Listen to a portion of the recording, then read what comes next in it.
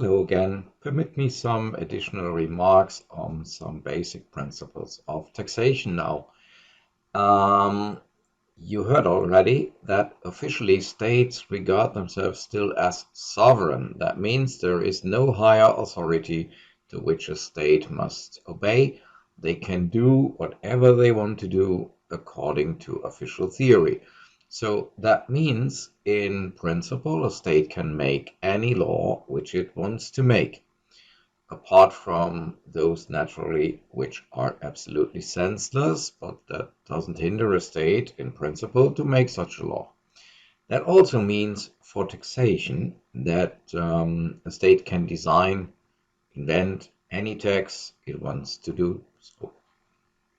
For example, in Germany, there is a tax on dogs. So if you are the holder of a dog,